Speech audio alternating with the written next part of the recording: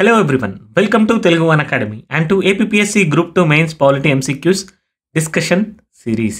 ఈరోజు సెషన్లో directive principles of state policy topic మీద ఎంసీక్యూస్ డిస్కషన్ని చూద్దాం.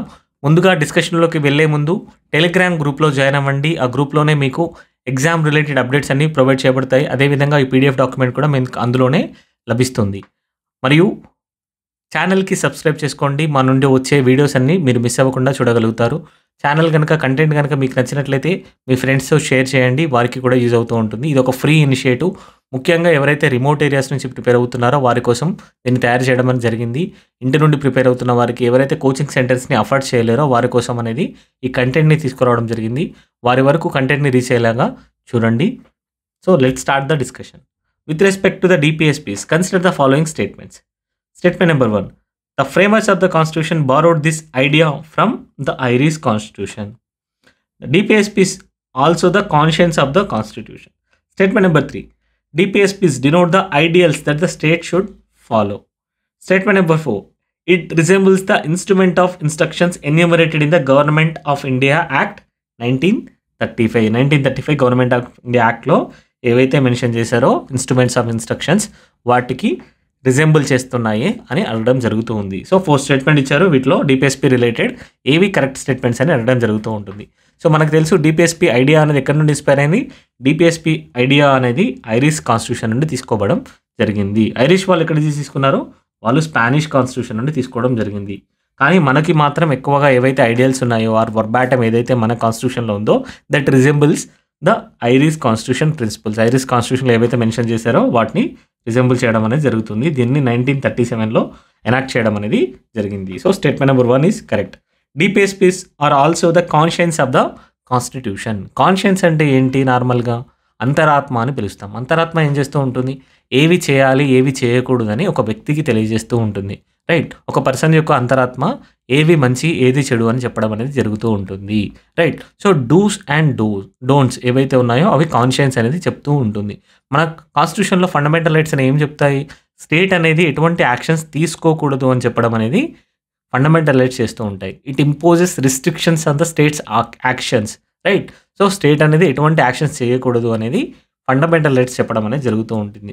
మెయిన్గా డోంట్స్ అనేవి ఏవైతే ఉన్నాయో ఎక్కువగా ఫండమెంటల్ రైట్స్ నుండి రావడం జరుగుతుంది. మరి డూస్ స్టేట్ ఏవి చేయాలి అని ఏం చెప్తూ ఉంటుంది? డిపిఎస్పీస్ అనేవి స్టేట్ ఎటువంటి యాక్షన్స్ తీసుకోవాలి అని ఎక్కువ చెప్పడం అనేది డిపిఎస్పీ చెప్పడం అనేది జరుగుతూ ఉంటుంది. డిపిఎస్పీస్ అనేది స్టేట్ ఎటువంటి యాక్షన్స్ తీసుకోవాలి అని చెప్పడం జరుగుతూ ఉంటుంది. So along with the fundamental rights DPSPs act as the conscience of the constitution. Conscience of the constitution. Even the statement number 2 is also correct. Statement number 2 is also correct. And statement number 3. DPSPs denote the ideals that state should follow. Right. So article 37 ఏం చెప్తూ ఉంటుంది? article 37 అనేది డిపిఎస్పీలో ఎలాంటి ideals అనేవి follow అవ్వాలి అనేది, state ఎటువంటి ideals follow అవ్వాలి అనేది క్లియర్గా మెన్షన్ చేయడం అనేది జరుగుతూ ఉంటుంది. బ్రాడర్గా ఏం చెప్తూ ఉంటుంది? సోషియో ఎకనామిక్ పాలసీస్ అన్నింటినీ ఫాలో అవ్వాలి, సోషియో ఎకనామిక్ డెమోక్రసీని ప్రమోట్ చేయాలి, తద్వారా ఒక వెల్ఫేర్ స్టేట్ని ఎస్టాబ్లిష్ చేయడం అనేది దాని యొక్క ముఖ్య ఉద్దేశం. సో ఎకనామిక్ వెల్ఫేర్ ఉండాలి, అదేవిధంగా సోషల్ జస్టిస్ ఉండాలి, and environmental protection, finally international peace also. So ఏవైతే స్టేట్మెంట్ అనేవి గవర్నమెంట్ ఫాలో అవ్వాలో వాటి గురించి క్లియర్గా డిపిఎస్పీలో మెన్షన్ చేయడం అనేది జరిగింది. రైట్. సో ఎకనామిక్ వెల్ఫేర్ యొక్క ఆర్టికల్ ఏంటి? Article number 39. Right. Social justice వచ్చేసి ఆర్టికల్ నెంబర్ 38. ఎన్విరాన్మెంటల్ ప్రొటెక్షన్ ఎక్కడ ఉంటుంది? ఎన్విరాన్మెంటల్ ప్రొటెక్షన్ గురించి ఆర్టికల్ 48A డిస్కస్ చేయడం అనేది జరిగింది. ఇంటర్నేషనల్ పీస్ గురించి ఆర్టికల్ 51లో మెన్షన్ చేయడం అనేది జరిగింది. సో స్టేట్ ఎటువంటి యాక్షన్స్ని ఫాలో అవ్వాలనేది క్లియర్గా వేరియస్ ఆర్టికల్స్లో మెన్షన్ చేయడం అనేది జరిగింది. అదేవిధంగా it resembles the instrument of instructions enumerated in the government of India act 1935 అంటున్నారు. It is also correct. Government of India act 1935 అనేది మనకు ఎప్పుడైతే బ్రిటిష్ ఎరాలో ఉన్నారో ఆ టైంలో రావడం అనేది జరిగింది. దాంట్లో ఎవరైతే గవర్నర్ జనరల్ ఉన్నారో, అదేవిధంగా గవర్నర్స్ ఆఫ్ వేరియస్ ప్రావిన్సెస్ ఎవరైతే ఉన్నారో వారు ఎటువంటి యాక్షన్స్ తీసుకోవాలి అనేది కొన్ని డైరెక్టివ్స్ అనేది ఇవ్వడం జరిగింది. సో ఇక్కడ కూడా డిపిఎస్పీస్ అనేవి సిమిలర్ పర్పస్ని సర్వ్ చేయడం అనేది జరుగుతూ ఉంటుంది. ఇండిపెండెంట్ ఇండియాలో సిమిలర్ పర్పస్ని సర్వ్ చేయడం అనేది జరుగుతూ ఉన్నది. They are providing the guidance to the government on policy matters. ఎటువంటి పాలసీ యాక్షన్స్ తీసుకోవాలి గవర్నమెంట్ అనేది చెప్పడం అనేది జరుగుతుంది. Even statement number 4 also is correct. So what is the answer? Answer వచ్చేసి all of the above. All of the above is the answer. So second question, with reference to the directive principles, consider the following statement. DPSPs are positive obligation on the state. Second statement, the court can declare a law violative of any DPSPs as unconstitutional and invalid. Statement number 3, the concept of DPSPs has been borrowed from the British constitution. మనం ఇందాకే చూసాము, ఎక్కడ నుండి తీసుకున్నాం దీన్ని, Irish constitution నుండి తీసుకురావడం జరిగింది. ఐరిష్ కాన్స్టిట్యూషన్ నుండి తీసుకోవడం అనేది జరిగింది, రైట్. సో బ్రిటిష్ కాన్స్టిట్యూషన్ అనేది ఒక అన్రిటెన్ డాక్యుమెంట్. అన్రిటెన్ డాక్యుమెంట్ అంటే కోడిఫికేషన్ అంటూ ఏదీ లేదు. సిరీస్ ఆఫ్ యాక్ట్స్ ఉంటాయి, సిరీస్ ఆఫ్ లాస్ ఉంటాయి, కానీ ఒక ప్రాపర్ కోడిఫికేషన్ అంటూ ఉండదు. అందులో ఎటువంటి డిపిఎస్పీస్ అనేవి లేవు. డిపిఎస్పీస్ అని ఎటువంటివి లేవు. డిపిఎస్పీస్ మనకు ఎక్కడి నుంచి ఇన్స్పైర్ చేసుకున్నాం, ఐరిష్ కాన్స్టిట్యూషన్ ఒకటి ఉంది, even 1935 act instruments of instruction నుండి తీసుకోవడం అనేది జరిగింది, కానీ బ్రిటిష్ కాన్స్టిట్యూషన్ నుండి ఎటువంటివి తీసుకోలేదు. స్టేట్మెంట్ నెంబర్ 3 అనేది రాంగ్. ఇందాకే చూసాం డిపిఎస్పీస్ అనేవి పాజిటివ్ అబ్లిగేషన్స్ ఇవ్వడం జరుగుతుంది. కాన్షియన్స్లో 2 థింగ్స్ ఉంటాయి, ఒక డూస్ ఉంటుంది, డోంట్స్ అనేది కూడా ఉంటుంది. సో ఏవైతే డోంట్స్ ఉన్నాయో ఫండమెంటల్ రైట్స్ నుండి రావడం జరుగుతుంది, డూస్. సో స్టేట్ ఎటువంటి యాక్షన్స్ తీసుకోవాలనేది ఒక పాజిటివ్ ఆబ్లిగేషన్స్, ఒక ఎంపవర్మెంట్ అనేది ఇవ్వడం అనేది జరుగుతూ ఉంటుంది. రాదర్ ఫండమెంటల్ రైట్స్ ఏం చేస్తాయి, రిస్ట్రిక్షన్స్ ఇవ్వడం అనేది జరుగుతూ ఉంటాయి. సో గవర్నమెంట్ అనేది వెల్ఫేర్ పాలసీస్ని తీసుకురావడానికి హెల్త్ ఎలా ఉండాలి, ఎడ్యుకేషన్ ఎలా ఉండాలి, ఎంప్లాయ్మెంట్ కోసం ఏం చేయాలి అనేది చెప్పడం అనేది జరుగుతూ ఉంటుంది. తద్వారా ఏం చేయాలనుకుంటుంది, సోషియో ఎకనామిక్ డెమోక్రసీని తీసుకురావాలి అని అనుకుంటుంది. వెల్ఫేర్ స్టేట్ ఎస్టాబ్లిష్ చేయాలి, వెల్ఫేర్ స్టేట్ ఎస్టాబ్లిష్ చేసిన తర్వాత సోషియో ఎకనామిక్ డెమోక్రసీని ప్రమోట్ చేయాలనేది ముఖ్య ఉద్దేశం. సో పాజిటివ్ ఆబ్లిగేషన్స్ అనేవి ఉండడం జరుగుతుంది. Statement number 1 is also correct. Statement number 2, the courts can declare a law violative of any DPSPs as unconstitutional and invalid. మనం ఆర్టికల్ 13లో చూసాం. ఆర్టికల్ 13లో ఏం చెప్తుంది, ఒక లా అనేది ఏదైనా ఫండమెంటల్ రైట్స్లో ఉన్న వాటితో వయోలేటివ్ అయితే ఆర్ ఇన్కన్సిస్టెంట్గా ఉంటే ఆ లా అనేది అన్కాన్స్టిట్యూషనల్ అవుతుందని చూసాం. కానీ డిపిఎస్పీకి అలాంటి ప్రొవిజన్ ఉందా, లేదు. DPSPs are non justiciable in nature. ఎటువంటి జస్టిసబుల్ అనేది కాదు. They can not be enforced by courts వీటిని ఎన్ఫోర్స్ అనేది చేయలేవు. అందువల్ల ఎప్పుడైనా కూడా courts cannot declare any law as unconstitutional if it violates DPSPs. డిపిఎస్పీస్ని వయలేట్ చేస్తుంది అని ఎటువంటి లాని, ఏ లాని కూడా కోర్ట్స్ అనేవి అన్కాన్స్టిట్యూషనల్గా డిక్లేర్ చేయలేవు. కానీ డిపిఎస్పీస్ని కోర్ట్స్ ఇంటర్ప్రిటేషన్లో వాడుకోవచ్చు. లాని ఇంటర్ప్రిట్ చేసే టైంలో, జడ్జిమెంట్స్ ఇచ్చే టైంలో డిపిఎస్పీస్ని పరిగణలోకి తీసుకోవచ్చు. ఎప్పుడైనా లాస్ అనేవి DPSPs, especially article number 39B and article number 39Cకి ఇంప్లిమెంటేషన్ కోసం చేసినట్లయితే, అవి ఒకవేళ ఆర్టికల్ 14 వయోలేటింగ్ ఉన్నా, ఆర్టికల్ 19 వయోలేషన్లో ఉన్నా కూడా వాటిని స్టక్ డౌన్ చేయడానికి వీల్లేదు అని వేరియస్ జడ్జిమెంట్స్ అనేవి రావడం అనేది జరిగింది, రైట్. సో స్పెషల్లీ ఎప్పుడైతే లా యొక్క ఇంటర్ప్రిటేషన్ టైంలో మాత్రమే యూజ్ అవుతాయి, కానీ డిపిఎస్పీని వయలేట్ చేస్తున్నాయని చెప్పేసి ఎటువంటి లాస్ని మనం స్టక్ డౌన్ చేయలేము. అది చాలా important. So courts cannot declare any law as violative of any DPSPs. Answer వచ్చేసి only 1, A, only 1. The purpose of inclusion of directive principles of the state policy in the Indian Constitution is to establish political democracy, social democracy, Gandhian democracy or social and economic democracy. Purpose ఏంటి అని అడుగుతున్నారు, right. So డిపిఎస్పీస్ని ఎందుకు include చేశారు, what does it try to say, ఏం చేద్దామని promote చేశారని చెప్పడం అనేది జరుగుతూ ఉంటుంది. యూజువల్లీ పొలిటికల్ డెమోక్రసీ అని ఆన్సర్ అనుకుంటాం, కానీ పొలిటికల్ డెమోక్రసీస్ అనేది మనం ఆల్రెడీ చూసాం. వేటి ద్వారా చేస్తారు, ఫండమెంటల్ రైట్స్ ద్వారా తీసుకురావడం అనేది జరుగుతూ ఉంటుంది, రైట్. ఫండమెంటల్ రైట్స్ ద్వారా పొలిటికల్ డెమోక్రసీ ఎలా వస్తుంది, ఫండమెంటల్ రైట్స్ ఉంటాయి, ఎలక్షన్స్ ఉంటాయి, అదేవిధంగా కాంపిటేటివ్ ఎగ్జామ్స్ ఏవైతే ఉన్నాయో వాటికి రిలేటెడ్ ప్రొవిజన్స్ అన్ని ఇవ్వడం అనేది జరిగింది. యూనివర్సల్ అడల్ట్ ఫ్రాంచైజ్ కూడా ఇవ్వడం జరిగింది. వీటన్నింటి వల్ల పొలిటికల్ డెమోక్రసీ అనేది ఎస్టాబ్లిష్ అవుతూ ఉంటుంది, రైట్. సో డిపిఎస్పీస్ అనేది పొలిటికల్ డెమోక్రసీ కోసం తీసుకురావు, కానీ సోషల్ డెమోక్రసీ కోసం కొంచెం ట్రై చేస్తూ ఉంటాయి. ఇన్ఈక్వాలిటీని తగ్గించడం కోసం ట్రై చేస్తూ ఉంటాయి, కానీ సోషల్ డెమోక్రసీ మాత్రమే ఉండదు, రైట్. సోషల్ డెమోక్రసీతో పాటు గాంధీయన్ ఫిలాసఫీ ఉంటుంది. అదేవిధంగా లిబరల్ ఇంటెలెక్చువల్ ఫిలాసఫీ ఏదైతే ఉందో ఆ ఐడియల్స్ కూడా ఇందులో ఉండడం అనేది జరుగుతూ ఉంటుంది. సో ఈవెన్ సోషల్ డెమోక్రసీ కూడా కాదు, పొలిటికల్ డెమోక్రసీ అనేది కూడా కాదు. గాంధీయన్ డెమోక్రసీ దేని మీద రిఫ్లెక్ట్ చేస్తుంది, కొన్ని గాంధీయన్ ప్రిన్సిపల్స్ ఉంటాయి, like promoting cottage industries and even promoting the village panchayats, prohibition of intoxicating drinks, ఇటువంటివన్నీ గాంధీయన్ ప్రిన్సిపల్స్ని తెలియజేయడం జరుగుతూ ఉంటుంది. కానీ ఎగ్జాక్ట్ గాంధీయన్ ప్రిన్సిపల్స్ వరకు మాత్రమే కూడా లిమిట్ అవుతూ ఉండవు. గాంధీయన్ డెమోక్రసీ వరకు మాత్రమే కూడా లిమిట్ అవుతూ ఉండవు. They contain all socialist, Gandhian, even liberal intellectuals. So వీటన్నింటిని కలిపి మనం సోషియో ఎకనామిక్ డెమోక్రసీకి ప్రమోట్ చేయడం అనేది చెప్పడం జరుగుతూ ఉంటుంది. సోషియో ఎకనామిక్ డెమోక్రసీలో ఏముంటాయి? ఈక్వల్ ఆపర్చునిటీస్ ఫర్ ఎవ్రీవన్ ఉంటుంది, రైట్? సో ఈక్వల్ ఆపర్చునిటీస్, ఎప్పుడైతే సొసైటీలో ఇన్ఈక్వాలిటీస్ తగ్గేసి అందరికీ ఈక్వల్ ఆపర్చునిటీస్ రావడం అనేది డిపిఎస్పీస్ యొక్క అల్టిమేట్ ఎయిమ్ అనమాట, right? So thus they try to establish the welfare state అనేది బేసిక్ స్ట్రక్చర్లో కూడా ఒక పార్ట్, కానీ సోషలిస్ట్ అనేది కాదు. ప్రియాంబుల్లో సోషలిస్ట్ అనే వర్డ్ ఉంది. ఆ సోషలిస్ట్ వర్డ్ యొక్క మీనింగ్ ఏంటి అంటే టు ఎస్టాబ్లిష్ వెల్ఫేర్ స్టేట్కి సోషలిస్ట్ స్టేట్కి డిఫరెన్స్ ఏంటి?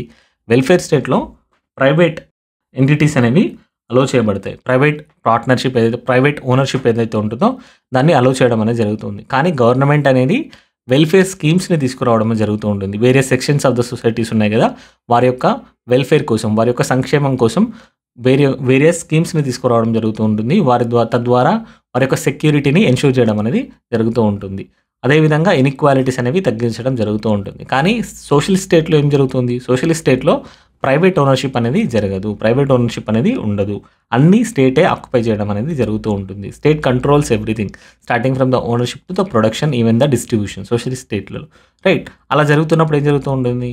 ఓవరాల్గా మార్కెట్ ఎకానమీని కంట్రోల్ చేయడం ద్వారా ఇన్ఈక్వాలిటీస్ ఏవైతే ఉన్నాయో, స్పెషల్లీ క్లాస్ ఇన్ఈక్వాలిటీస్ ఏవైతే ఉన్నాయో వాటిని తగ్గించాలి అనేది సోషలిస్ట్ స్టేట్ యొక్క అల్టిమేట్ ఎయిమ్. కానీ ఇండియన్ గవర్నమెంట్ ఏదైతే ఉందో, ఇండియన్ స్టేట్ ఏదైతే ఉందో అది వెల్ఫేర్ స్టేట్. గుర్తుపెట్టుకోండి, బేసిక్ స్ట్రక్చర్లో సోషలిస్ట్ స్టేట్ అనేది ఉండదు, వెల్ఫేరిజం అనేది మన యొక్క మెయిన్ మోటివ్. దాన్ని ఎలా అచీవ్ చేస్తారో సోషల్ ఎకనామిక్ డెమోక్రసీ తీసుకురావడం ద్వారా అచీవ్ చేయాలని చెప్పడం అనేది జరుగుతూ ఉంటుంది. 4 is the right answer, that is D. Option D is the right answer, right? So next question, which of the following are included in the DPSPs? Prohibition of traffic in human beings and forced labor, prohibition of consumption of intoxicating drinks and of other drugs which are injurious to health except for medicinal purposes. మనం already fundamental రైట్స్లో చూసాము. ఇది traffic in human being and forced labours. Article number ఎంత? Article number వచ్చేసి 23 కింద cover చేయడం అనేది జరుగుతూ ఉంటుంది, రైట్? సో ఇది ఇక్కడ డిపిఎస్పీలోని కాదు. ప్రొహిబిషన్ ఇన్ హ్యూమన్ బీయింగ్స్ ఏవైతే ఉందో, prohibition of traffic in human beings ఏదైతే ఉందో, that is integral part of fundamental rights, doesn't belong to DPSPs. Second ఏదైతే ఉందో, prohibition of consumption of intoxicating drinks, ఏవైతే ఇంటాక్సికేటింగ్ డ్రింక్స్ ఉన్నాయో వాటన్నింటిని ప్రొహిబిట్ చేయాలి, అదేవిధంగా డ్రగ్స్ని కంట్రోల్ చేయాలి అని చెప్పడం అనేది డిపిఎస్పీలో చెప్పడం అనేది జరిగింది. What is article number? Article number 47. Article 47లో దీని గురించి మెన్షన్ చేయడం అనేది జరిగింది. ఆన్సర్ వచ్చేసి only 2, option B. Next question. With reference to the DPSPs of Indian Constitution, consider the following statement. They constitute a very comprehensive program for a modern democratic state. Second statement, they aim at realizing high ideals of justice, liberty, equality and fraternity. Statement number 3, they help the courts in examining and determining the constitutional validity of a. Statement number 1. So the DPSPs form a broad socio-economic blueprint from governance, social justice, economic welfare, environmental protection, even education, health, international relations. వీటన్నింటిని promote చేయాలి, ఎలా control చేయాలి అని చెప్పడానికి గవర్నమెంట్కి clear directions అంటూ ఇవ్వడం అనేది జరుగుతూ ఉంటుంది. సోషల్ జస్టిస్ యొక్క ఆర్టికల్ ఏమేమి ఉన్నాయి? ఆర్టికల్ 38, ఆర్టికల్ 39, ఈవెన్ ఆర్టికల్ 46 అనేవి సోషల్ జస్టిస్ గురించి డిస్కస్ చేయడం అనేది జరుగుతూ ఉంటుంది. Ensuring equitable distribution of resources, even protection of weaker sections అనేది ఇందులో డిస్కస్ చేయడం అనేది జరిగింది. అదేవిధంగా ఎకనామిక్ వెల్ఫేర్ని ఏ టాపిక్స్లో డిస్కస్ చేయడం జరిగింది, ఏ ఆర్టికల్స్లో డిస్కస్ చేయడం జరిగింది? Article 39, article 43, even 43A. ఈ ఆర్టికల్స్లో క్లియర్గా ఎకనామిక్ వెల్ఫేర్ గురించి చెప్పడం అనేది జరిగింది. Promoting fair wages, preventing concentration of wealth, even securing the participation of workers in the management of industries. వీటన్నింటి గురించి ఎకనామిక్ వెల్ఫేర్ గురించి డిస్కస్ చేయడం అనేది జరిగింది. అదేవిధంగా ఎన్విరాన్మెంటల్ ప్రొటెక్షన్ గురించి కూడా చెప్పడం జరిగింది. ఎన్విరాన్మెంటల్ ప్రొటెక్షన్కి ఏ ఆర్టికల్స్ డిస్కస్ చేస్తాయి? ఆర్టికల్ 48A డిస్కస్ చేయడం అనేది జరుగుతూ ఉంటుంది. Safe guarding the forest and wild life గురించి చెప్పడం జరుగుతూ ఉంటుంది. ఎడ్యుకేషన్ అండ్ హెల్త్, ఎడ్యుకేషన్ గురించి ఏ టాపిక్స్ డిస్కస్ చేయడం జరుగుతుంది? ఆర్టికల్ 45 అనేది ఎడ్యుకేషన్ గురించి డిస్కస్ చేయడం అనేది జరుగుతూ ఉంటుంది.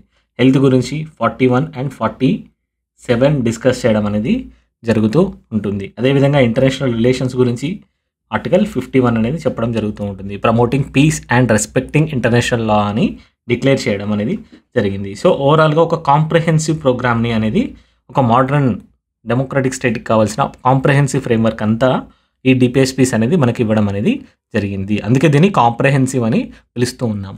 పొలిటికల్ డెమోక్రసీని ఫండమెంటల్ రైట్స్ మాత్రమే ఇవ్వడం అనేది జరుగుతూ ఉంటుంది.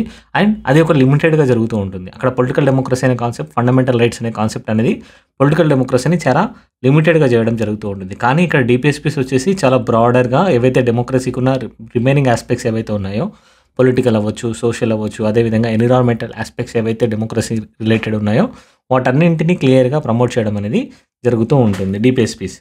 సెకండ్ వచ్చేసి the aim at realising the high ideals of justice, liberty, equality and fraternity. Ideals అయితే ఏవైతే మనకు ప్రియాంబులో పెట్టారో, justice, social, economic, political, liberty of thought, expression, belief, faith, worship, equality of status and opportunity, fraternity, promoting the dignity and national unity.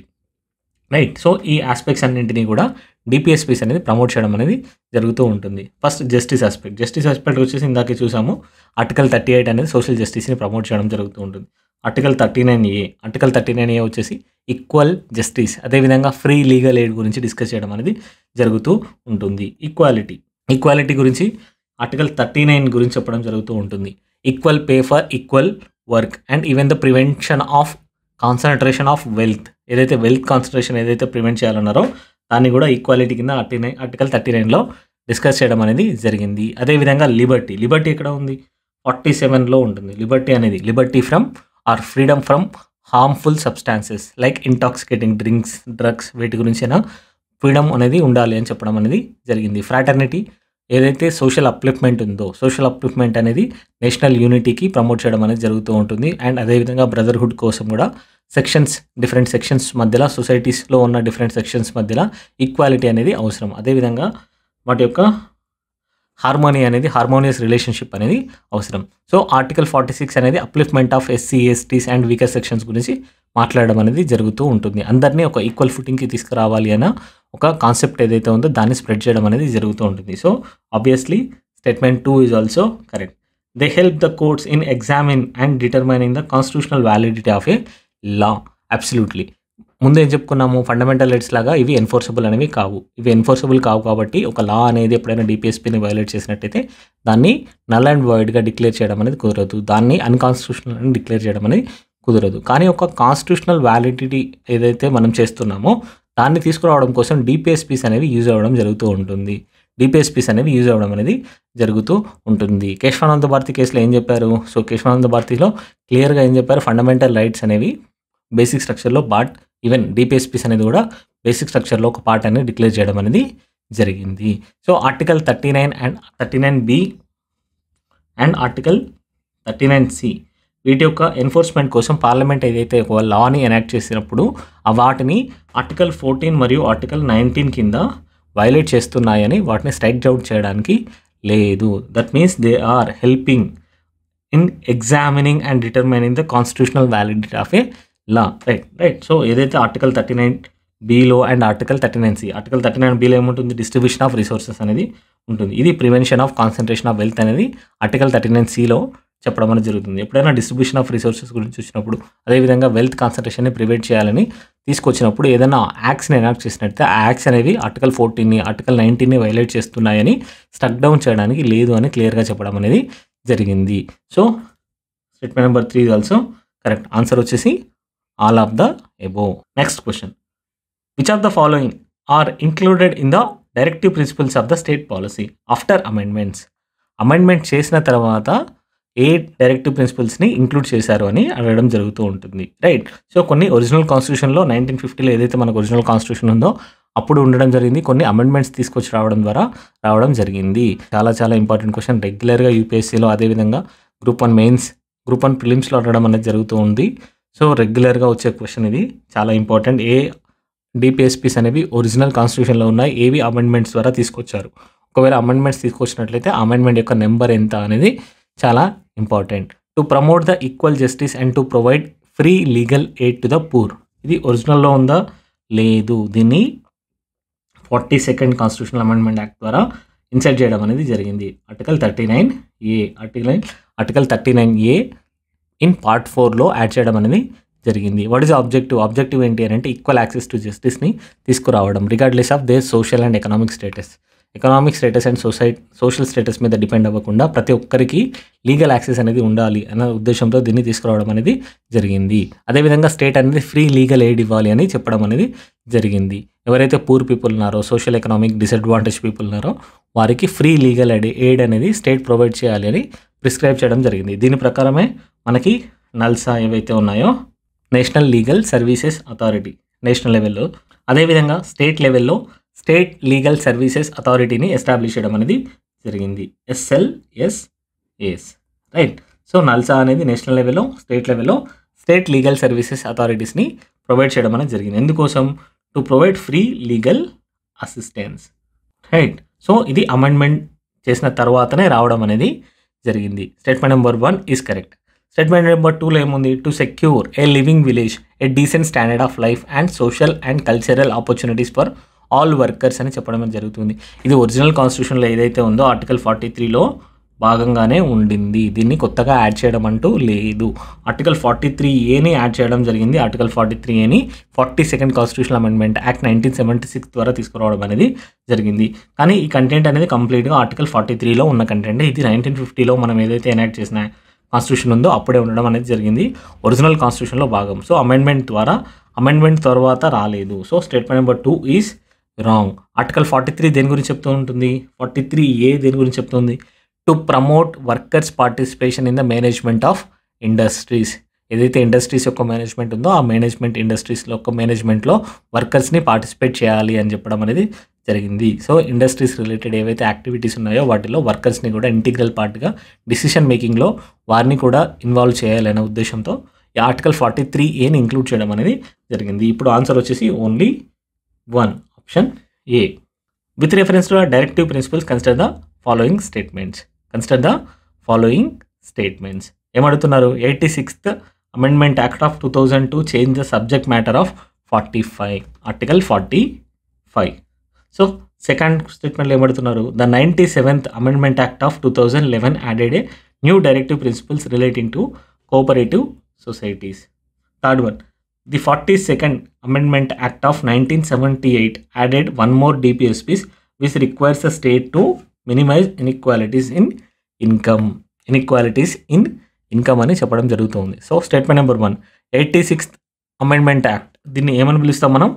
Right to education అనేది ఈ act ద్వారానే తీసుకురావడం అనేది జరిగింది. రైట్ టు ఎడ్యుకేషన్ అనేది దీని ద్వారానే యాడ్ చేయడం అనేది జరిగింది. So article 45 directed the state to provide free and compulsory education to the children up to the age of 14 years age వరకు అంతకుముందు వరకు ప్రొవైడ్ చేయాలి అని చెప్పడం అనేది జరిగింది. కానీ అమెండ్మెంట్ యాక్ట్ తర్వాత తీసుకురావడం అనేది ఏం జరిగింది?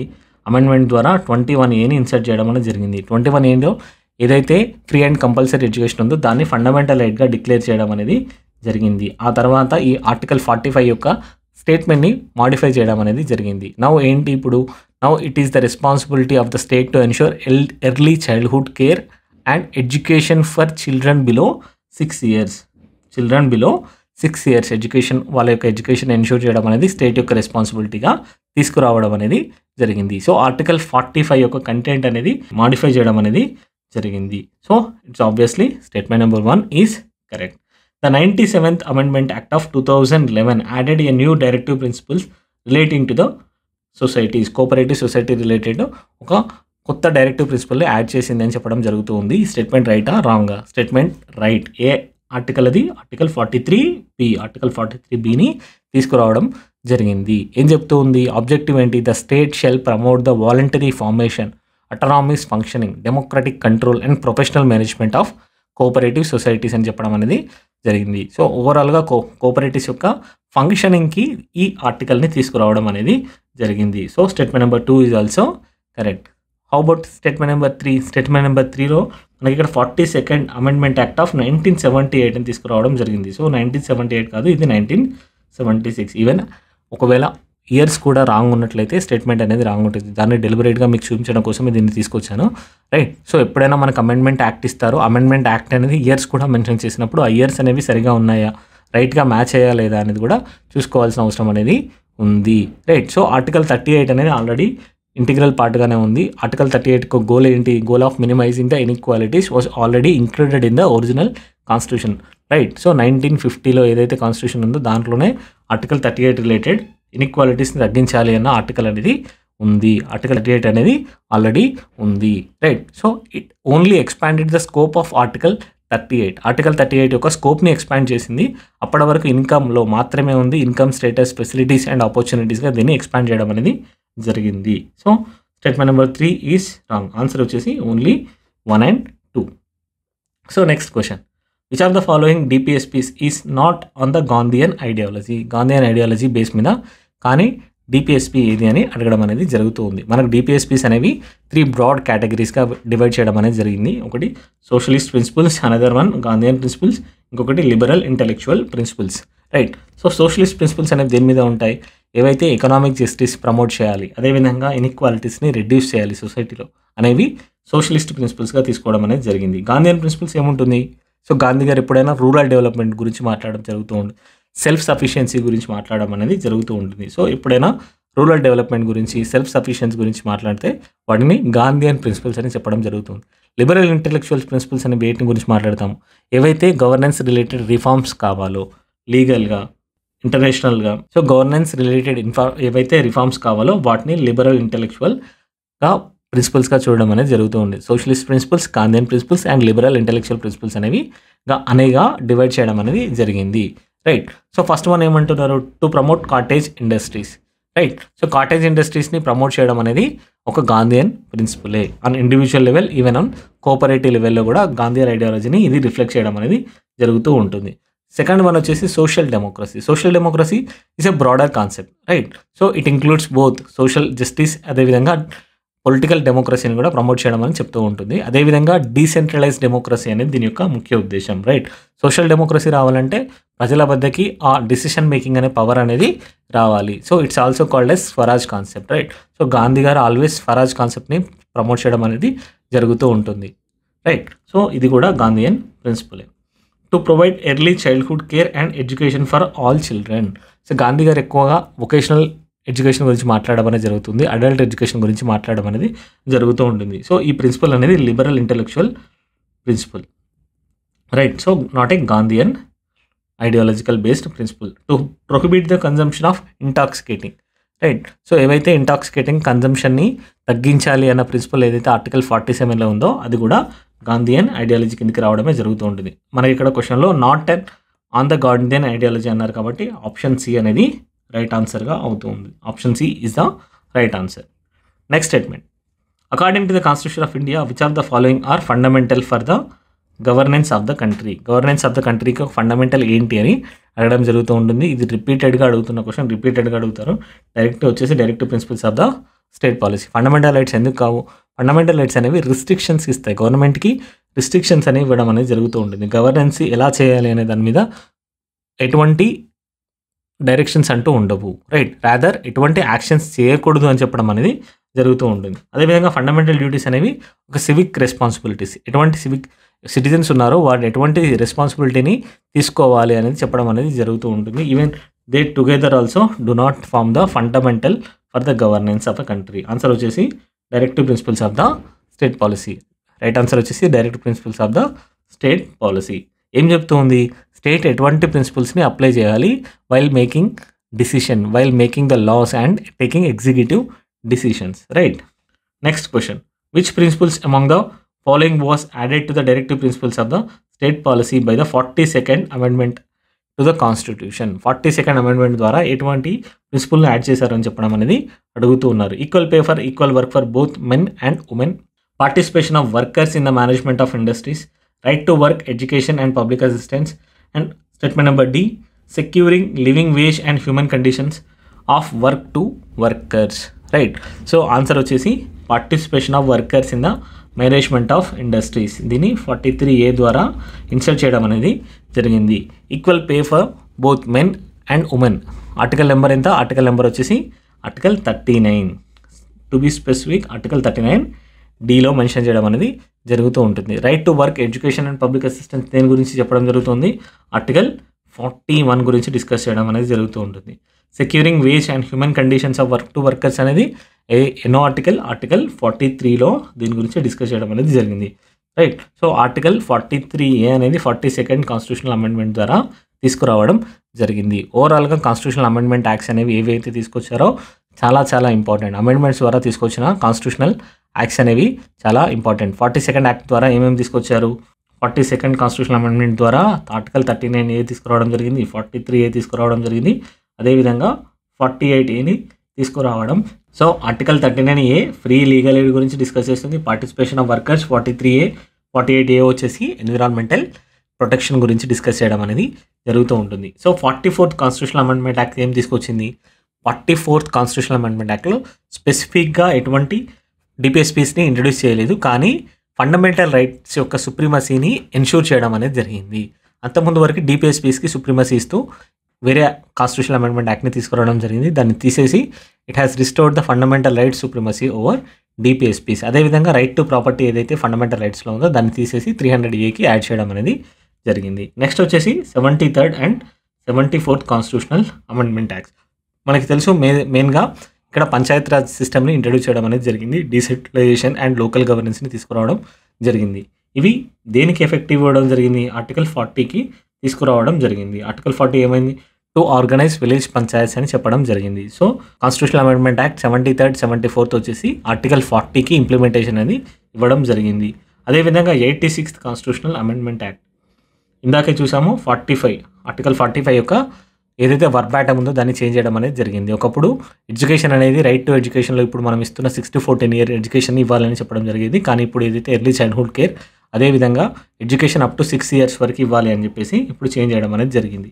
సో రీసెంట్గా 97th కాన్స్టిట్యూషనల్ అమెండ్మెంట్ యాక్ట్ అనేది తీసుకురావడం జరిగింది. ఇదేం ఇంట్రడ్యూస్ చేసింది? 43Bని తీసుకురావడం జరిగింది. ఎందుకోసం? టు ప్రమోట్ ద కోఆపరేటివ్ సొసైటీస్ని ఫామ్ చేయాలని 97th కాన్స్టిట్యూషనల్ అమెండ్మెంట్ యాక్ట్ అనేది తీసుకురావడం జరిగింది. సో కాన్స్టిట్యూషనల్ అమెండ్మెంట్ యాక్ట్ ఏ అమెండ్మెంట్ యాక్ట్ అనేది దేన్ని ఇన్సర్ట్ చేసింది అనేది చాలా ఇంపార్టెంట్ క్వశ్చన్స్ అడుగుతూ ఉన్నారు రెగ్యులర్గా. Right. So next question, under the Indian constitution concentration of wealth violates the directive principles of state policy. State 1. Right. So concentration of wealth అనేది దేన్ని వైలేట్ చేస్తూ ఉందని అన్నారు? Directive principles of state policy. ఇంకొకటి question చెప్పండి, right to ఈక్వాలిటీని ఎందుకు violate చేయట్లేదు? రైట్. సో ఆర్టికల్ 14 అనేది 2 థింగ్స్ని గ్యారంటీ చేస్తుంది, equality before law and equal protection of laws. కానీ అందులో ఎటువంటి ఎకనామిక్ ఇన్ఈక్వాలిటీస్ని అడ్రస్ చేయడానికి ఆర్ కాన్సన్ట్రేషన్ ఆఫ్ వెల్త్ ఏదైతే ఉందో దాన్ని ఇన్ఈక్వాలిటీగా అడ్రస్ చేయడానికి ఎటువంటి ప్రొవిజన్స్ అంటూ ఉండవు. ఇట్ ప్రొవైడ్స్ ఓన్లీ లీగల్ ఈక్వాలిటీని ఆర్టికల్ 14 అనేది ప్రొవైడ్ చేయడం జరుగుతూ ఉంటుంది. అదేవిధంగా సోషల్ ఈక్వాలిటీని ప్రొవైడ్ చేయడం అనేది జరుగుతూ ఉంటుంది. ఏవైతే లాస్ ఉన్నాయో వాటిని ఈక్వల్గా ప్రొటెక్ట్ చేయడం అనేది జరుగుతుంది. సోషల్ ఈక్వాలిటీ, పీపుల్కి ఎటువంటి డిస్క్రిమినేషన్ ఉండకూడదని చెప్పడం అనేది జరుగుతూ ఉంటుంది. Right. So article 39B and article 39C అనేది ఎక్స్ప్లిసిట్గా ఇన్ఈక్వాలిటీస్ గురించి చెప్పడం అనేది డిస్కస్ చేయడం అనేది జరుగుతూ ఉంటుంది. రైట్ టు ఫ్రీడమ్లో 19 to 12 ఏవైతే ఉన్నాయో స్పీచ్, మూమెంట్, ప్రొఫెషనలిజం వీటి గురించి మాట్లాడుతూ ఉంటాయి తప్ప ఎక్కడ మనకి వెల్త్ కాన్సన్ట్రేషన్ గురించి డిస్కస్ చేస్తూ ఉండవు. ద కాన్సెప్ట్ ఆఫ్ వెల్ఫేర్ కాన్సెప్ట్కి ఇన్ఈక్వాలిటీస్కి రిలేషన్ అనేది ఉంది. కానీ వెల్ఫేర్కి ఎగ్జాక్ట్గా కాన్సన్ట్రేషన్ ఆఫ్ వెల్త్ని తగ్గించడం వయలేషన్ అనేది వెల్ఫేర్ స్టేట్ యొక్క కాన్సెప్ట్ అనేది కాదు. వెల్ఫేర్ స్టేట్లో ఏ విధంగా ఉంటుంది? వెల్ఫేర్ స్టేట్లో ప్రైవేట్ పార్టిసిపేషన్ అనేది ఉంటుంది. ప్రైవేట్ పార్టిసిపేషన్ అనేది ఎకనామిక్ యాక్టివిటీస్లో అలో చేస్తూ ఉంటారు.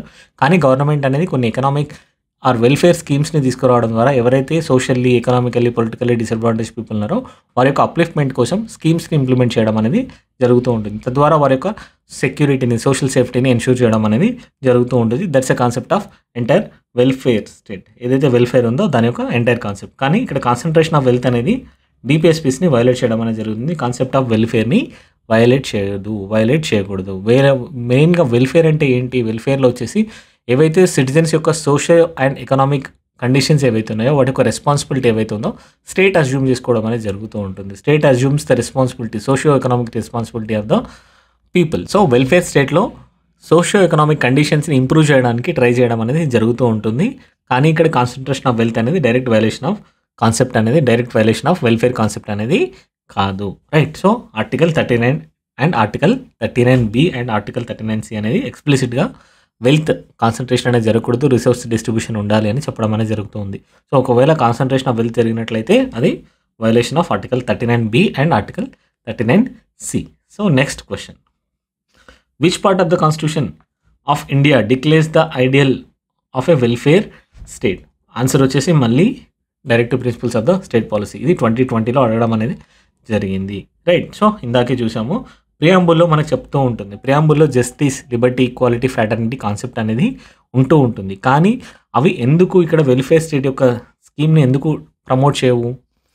ఆన్సర్ వచ్చేసి అవి ఓన్లీ ఆబ్జెక్టివ్స్ మాత్రమే ప్రమోట్ చేస్తాయి. స్టేట్ యొక్క నేచర్ ఏదైతే వెల్ఫేర్ స్టేట్ ఉందో దాన్ని మాత్రం ఇండికేట్ చేయవు. Preamble declares India has sovereign, secular, socialist, democratic republic and even the upholds the ideas like justice, liberty, equality, fraternity.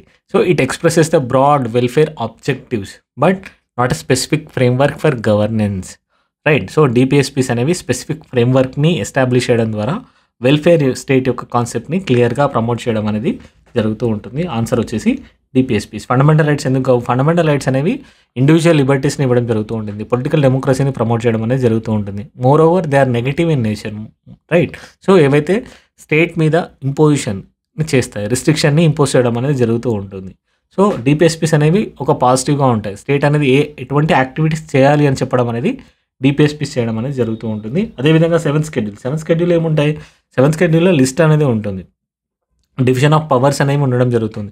స్టేట్కి ఏ పవర్స్ ఉన్నాయి, అదేవిధంగా యూనియన్కి ఎటువంటి పవర్స్ ఉన్నాయి, కాంకరెంట్ లిస్ట్లో ఎటువంటి సబ్జెక్ట్స్ ఉన్నాయని చెప్పడం జరుగుతూ ఉంటుంది. సో ఇందులో మెయిన్గా ఏమేమి ఉన్నాయి? Union list, state list and concurrent list అనేది మెన్షన్ చేయడం అనేది జరుగుతూ ఉంటుంది.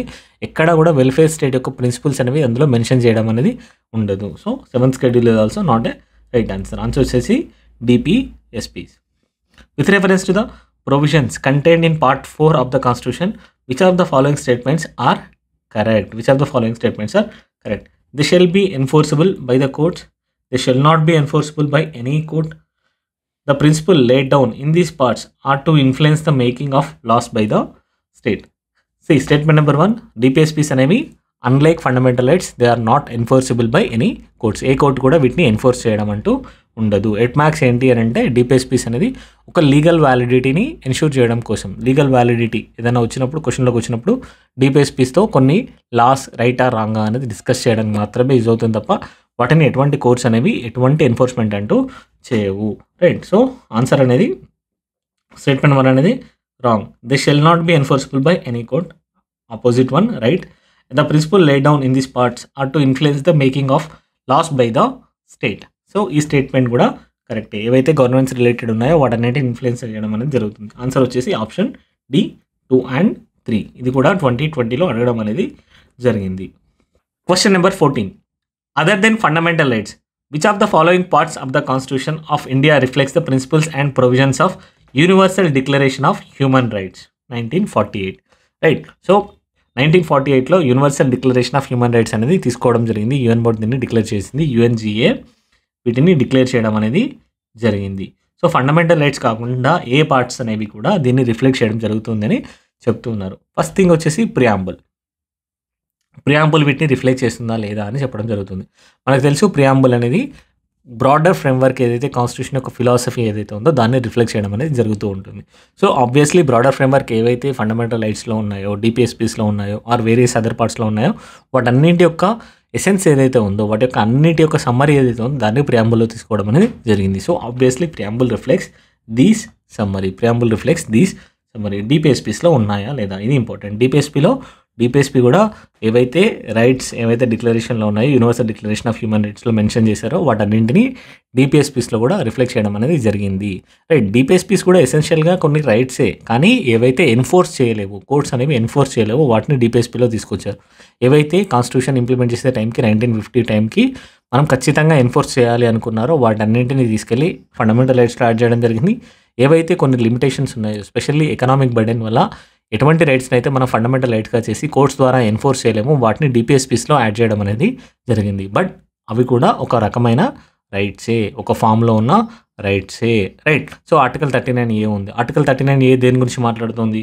అడెక్వేట్ మీన్స్ ఆఫ్ లైవ్లీహుడ్ గురించి డిస్కస్ చేయడం అనేది జరుగుతుంది. దిస్ ఈస్ నథింగ్ బట్ 25 ఏదైతే universal declaration of rights human రైట్స్లో ఉందో ఆర్టికల్ 25లో right to adequate means of livelihood అనేది చెప్పడం జరుగుతూ ఉంటుంది. స్టాండ్ ఆఫ్ లివింగ్కి ఎన్ష్యూర్ చేయడం కోసం right to adequate means of life ఉండాలని చెప్పడం జరుగుతుంది. అదేవిధంగా మన ఆర్టికల్ 41 ఉంది. ఆర్టికల్ 41 దేని గురించి డిస్కస్ చేస్తుంది? Right to work, education and public assistance గురించి చెప్పడం జరుగుతూ ఉంటుంది. యుఎన్డిఆర్లో కూడా సిమిలర్ ఆర్టికల్స్ అనేవి ఉన్నాయి. Right to work and education అనేది ఉంది. ఆర్టికల్ 42 దేని గురించి చెప్తూ ఉంటుంది?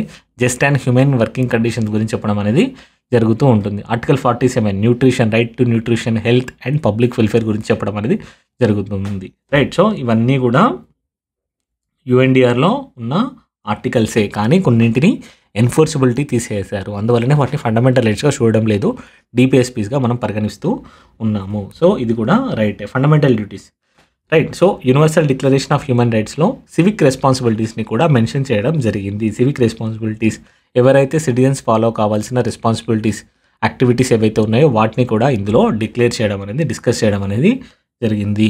మన కాన్స్టిట్యూషన్ తయారు చేసేటప్పుడు ఈ టాపిక్ కూడా డిస్కషన్లోకి రావడం జరిగింది. సో ఏదైతే యూడిహెచ్ఆర్లో సివిక్ రెస్పాన్సిబిలిటీస్ ఉన్నాయి మన ఒరిజినల్ కాన్స్టిట్యూషన్లో ఉండడం లేదు అని ఆ టైంలోనే మెంబర్స్ డిస్కస్ చేయడం అనేది జరిగింది. కానీ ఆ టైం వరకు వాటిని ఇన్కార్పొరేట్ చేయడం అంటూ జరగలేదు, తర్వాత తీసుకురావడం జరిగింది. రైట్. సో ఈవెన్ ఎఫ్డీస్ కూడా integral part of these concept. So answer వచ్చేసి option D, all of the above. Which principle among the following was added to the directive principles of state policy by 42nd amendment to the Constitution? 42nd amendment ద్వారా దేన్ని add చేశారని చెప్పడం జరుగుతుంది. Already ఈ క్వశ్చన్ని మనం చూసాము. ఏంటి అది? Participation of workers in the management of industries, 43A. Right. So 2017లో యూపీఎస్సీలో అడగడం జరిగింది. Consider the following statement. With reference to the constitution of India the DPSPs constitute limitations on legislative function and executive functions.